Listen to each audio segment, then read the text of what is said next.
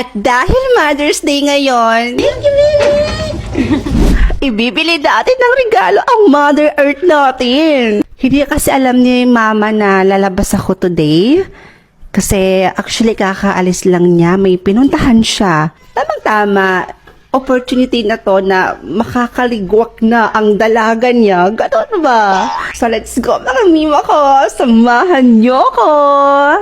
Bago nga pala ako malis ng bahay, nagpaalam muna ako sa papa ko at sinabi ko na rin sa kanya yung plano kong surprise para kay mama. Nagbiruan pa kami dito at binalaan niya nga ako na wag daw ako magpapagabi o wag daw ako masyadong magtatagal dahil delikado daw sa daan. Kasama ko nga pala lumabas yung isa kong kapatid at ang pinsan kong babae. At dahil wala pa nga kaming magarang sasakyan, nag-commute muna ang mima nyo. Malay nyo, balang araw or hindi na masyado magtatagal, magkakaroon na rin ako ng magarang sasakyan. Dumating na nga kami sa aming pagbibilhan ng regalo para kay mama. At dito lang naman yan sa City Mall ng Isolan, Sultan Kudarat. Pagpasok nga namin dito mga mima, may sumalubong kaagad sa akin na babae. At kinilayan pa nga ang mima nyo. Hindi sana ako papayag mga mima ko, pero mapili talaga siya at sinabi niyang pang-attendance niya daw ito. Kaya kahit ayaw kong magpakilay,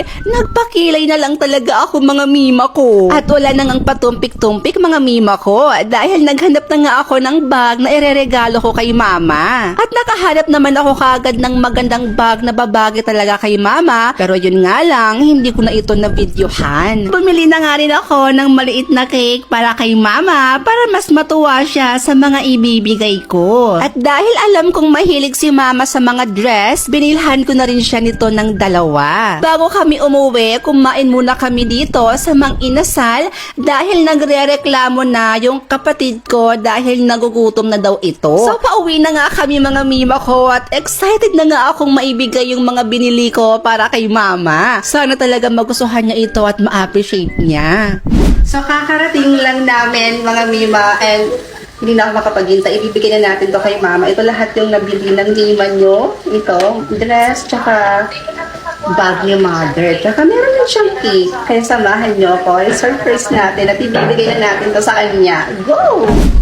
Hi Ma! Happy Mother's Day! It's for you! Emotional.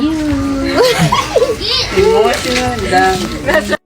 Ay, sana Nakita nga kami ng iba namin mga kapitbahay, kaya nagsilapitan na rin sila mga mima ko. Binibiro pa nga nila dito si mama. Sa mga oras na to mga mima ko ay hindi na alam ni mama kung ano yung sasabihin niya. Kaya ang ginawa ko, niyakap ko na lang siya. So habang busy si mama sa pagbukas ng mga regalo ko sa kanya, ay binuksan ko naman yung lagayan ng cake, baka kasi nasira na nga ito sa dami naming pinamili. At hindi nga ako nagkakamali mga mima ko dahil nasira na nga yung pinakamagandang itsura ng cake na binili ko. Sos Mariosep! Pero ayos lang yan dahil pwede pa naman yun siyang kainin. Kaya go lang. Di ba, mother?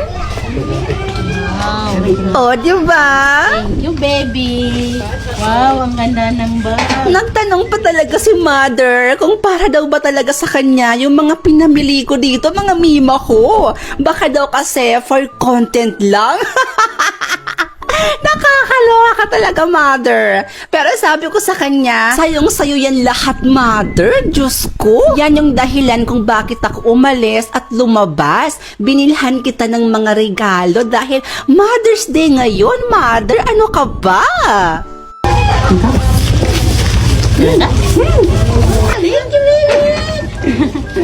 Kaya naman, sobrang saya niya at hindi daw niya in-expect na bibilhan ko siya ng mga regalo, mga mima ko. Pero ganun pa man, maraming salamat po sa pag-iintindi at sa pagmamahal po palagi, mama. Alam mo, ma, kung papapiliin man ako ng bagong mama, ikaw na ikaw pa rin ang pipiliin ko, uunahin at mamahalin ko. Happy Mother's Day, mama ko. Mahal na mahal po kita. At para naman po sa ibang mama, nanay, at sa mga nagpakananay, Happy Mother's Day din po sa inyong lahat. Proud po ako sa inyo at mahal ko po kayo. Okay, applicant number 1, Patricia de la Cruz. Present. Okay, applicant number 2. Applicant number 2? May applicant number 2? Yes, ma'am, meron. So, wala siya right now. And I hope pasok ang fang quality sa inyong qualifications. Ma'am, I'm sorry if I am late. Nasira po kasi yung elevator kanina, kaya naghagda na lang po ako at tumakbo na lang po ako. Ma'am, I'm still qualified for the interview. Your reason is valid. So, kayong dalawa, sundan niyo ko dahil hinihintay na kayo for the interview. Halina kayo. Ikaw ang applicant number 2? Patricia? Hanggang dito ba naman? Nakikipagtalo ka pa rin sa akin, Fernandez? Patricia, hindi ako nakikipaglaban sa'yo. Elementary pa lang tayo, Fernandez. Nakikipag-unahan ka na sa akin. Rank 1, top 1, first honor, valedictorian, ano pa? Magkaiba ang school at sa actual job.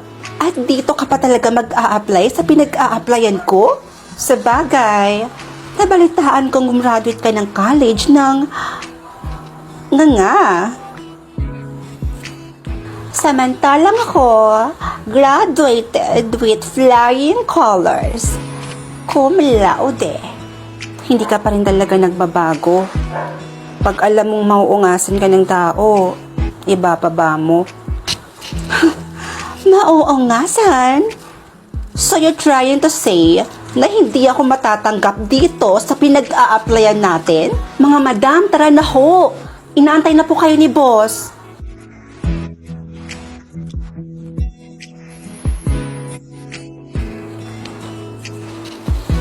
Huwag kang pasisiguro, Fernandez. Dahil sa ACADS at sa writtens ka lang naman magaling. Pero sa performance, leadership, at sa extracurricular, taob na taob kita. I know, pero somehow, sa strategy, concept, unique ideas, at sa vocabulary, alam kong mas lamang ako sa'yo. So good luck na lang. Pero payo ko sa'yo, bumili ka na ng tissue. Dahil mamaya, iiyak ka.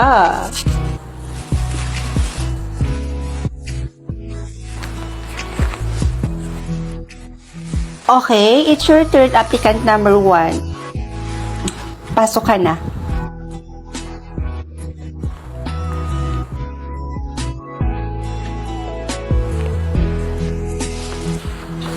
Next, applicant number 2. Hinihintay ka na. Finally, may resulta na sa interview ninyo. So, yung babanggitin ko ngayon kung sino yung natanggap bilang assistant manager. Kaya congrats sa'yo dahil ikaw ang napili bilang assistant manager. At walang iba kundi si...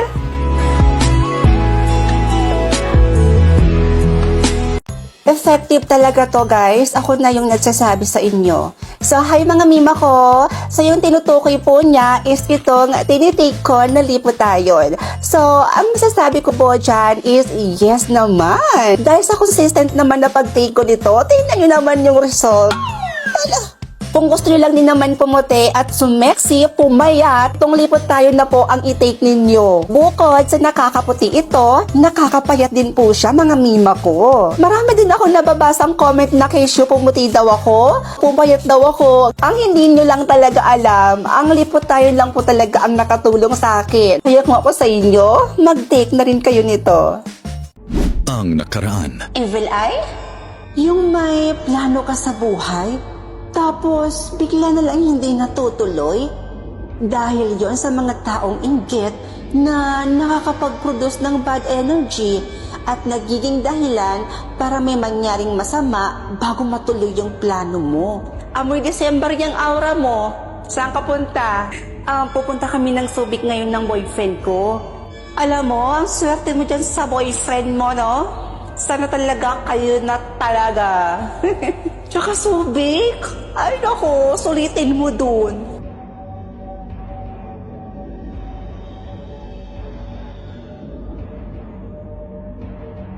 Diyos ko na skincare. Ako nga, hinihintay ko lang na ma-approve yung visa ko. Eh, gusto ko na rin kasi magtrabaho sa abroad. Pasalubungan mo ako. Tsaka yayaman ka talaga sa abroad. Kakatawag lang nila ngayon. Malabo pang araw na ma-approve yung visa mo. Ano ba naman yan? Bad news na naman?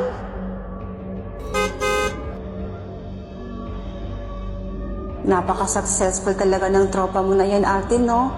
Tingnan mo, ang dami na nga niyang customer araw-araw. May bago na naman siyang business. Tapos, bumili pa siya ng wing van. Hay, napakaswerte talaga. Yung may plano ka sa buhay, tapos bigla na lang hindi natutuloy. Effective ba yung evil eye pangontra mo?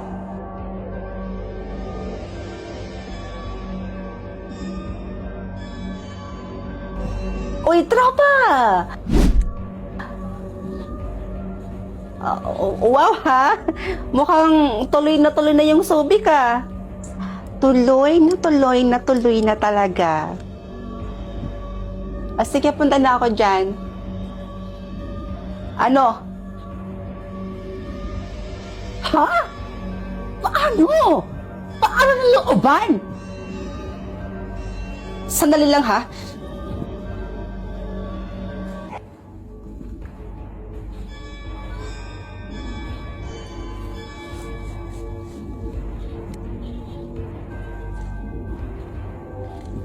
Oh, sis. Hello.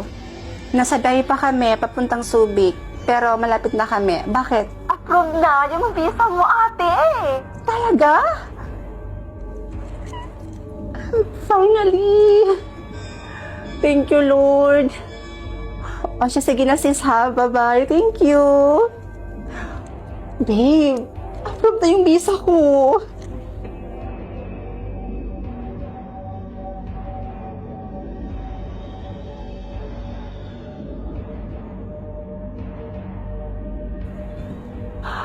Finally, nandito na tayo sa Subic, babe.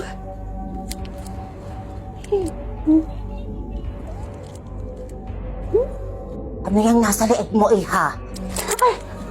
Evil eye ba yan? Oho. Ining, tanggalin mo yan. Tanggalin mo na yan. Po? Tatanggalin? Bakit ho? Dahil babalik sa'yo ang lahat ng kamalasan. Lola, hindi ko po ito tatanggalin. Dahil maraming magandang naidulot nito sa akin. Tsaka, pangontra ito sa mga taong inggit. Sa umpisa lang yan, Ining, tanggalin mo yan. Tanggalin mo na. Pasensya na ho. Pagsisisihan mo kung bakit hindi mo sinunod ang sinabi ko. Pagsisihan mo!